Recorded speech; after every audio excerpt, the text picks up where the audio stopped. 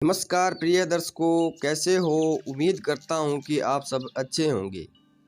एक बार फिर से हमारे YouTube चैनल पर आपका स्वागत है। आज की वीडियो में मैं आपको बताऊंगा कि रावण की नाभि में अमृत कैसे आया। तो इसीलिए आपसे निवेदन है कि वीडियो के अंत तक बने रहना और हमारे YouTube चैनल को सब्सक्राइब कर लेना और बेल आइकन दबा लेना ताकि आगे की वीडियो आप तक पहुँच सके।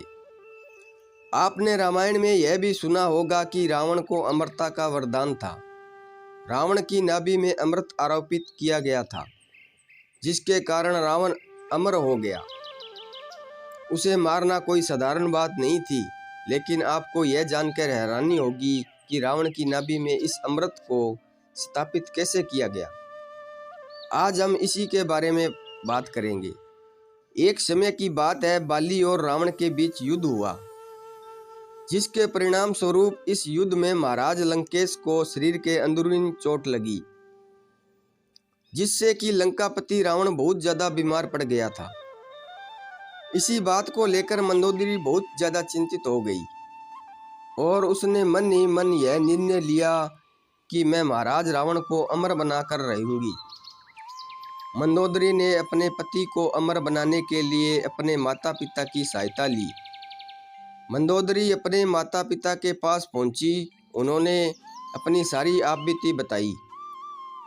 इससे उसके माता पिता ने हाँ कर दी, लेकिन समस्या यह थी कि मंदोदरी के पास उड़कर के जाने की शक्ति नहीं थी। उसके बाद में मंदोदरी की माँ ने सारी शक्तियाँ मंदोदरी को दे दी, क्योंकि मंदोदरी की माँ एक देवी स्त्री थी।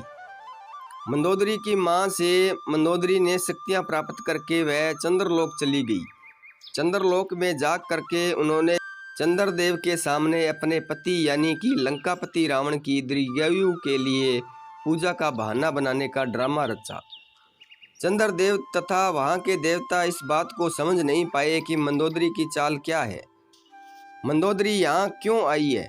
वैसे तो साधारण व्यक्ति इस अमृत कलश के कुंड को नहीं चुरा सकते, क्योंकि मंदोदरी के पिता द्वारा उसे स्वर्ग लोक में स्थापित किया गया था। वह भी बहुत ही चमत्कारिक तथा विद्युत शक्तियों द्वारा इस कलश को स्थापित किया गया था, जिससे कि कोई भी व्यक्ति इसे नहीं ले जा सकता। यदि कोई व्यक्ति आकाश मार्ग से उड़कर भी आता है तो इसके नीचे बहुत सारे विषैली गैस निकलती है, जिससे किसकी मृत्यु हो जाती है। यदि कोई व्यक्ति इसके पास चलकर जाए तो भी मृत्यु निश्चित होती है, क्योंकि इनके चारों ओर गर्म लावा निकलता रहता है। इसलिए सामान्य मनुष्य के लिए इस अमृत कलश को चुराना कोई साधारण बात नहीं थी।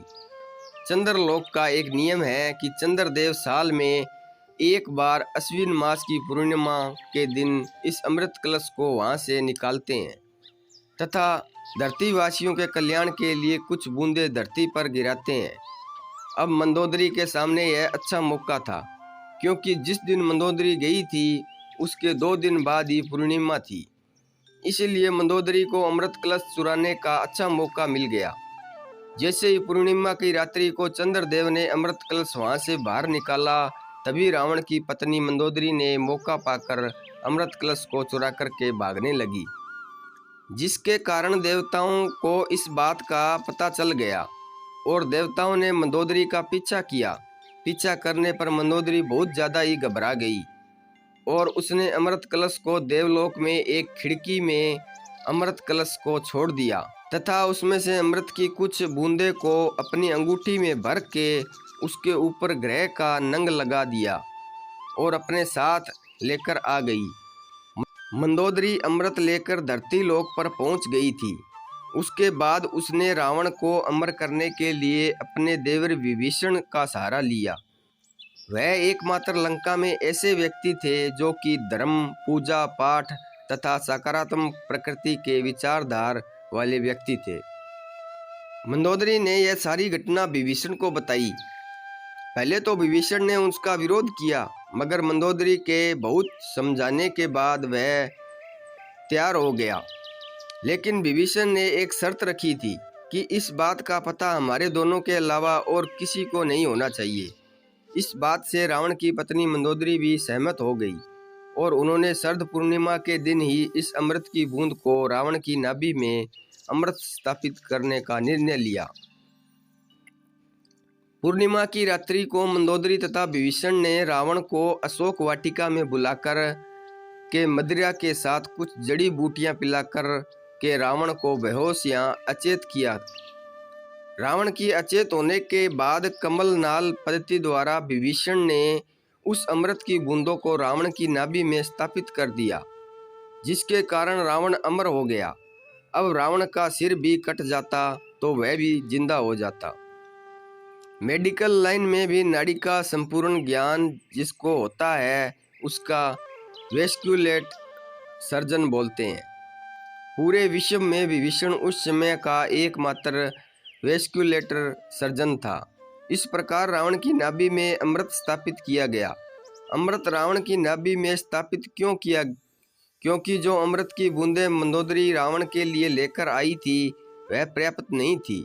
हमारे शरीर में समस्त नाड़ियों का केंद्र नाभि में होता है, इसलिए यदि नाभि में अमृत को पहुंचा दिया जाए तो यह हमारे शरीर के हर नाड़ी में पहुंच जाता है। इसीलिए विभीषण ने नाभि को ही चुना, इससे रावण अमर हो गया। तो प्रिय दर्शकों, इस प्रकार से रावण अमर हो गया। तो प्रिय दर्शकों, आपको वीडियो कैसी लगी हमें कमेंट कर ज़रूर बताना।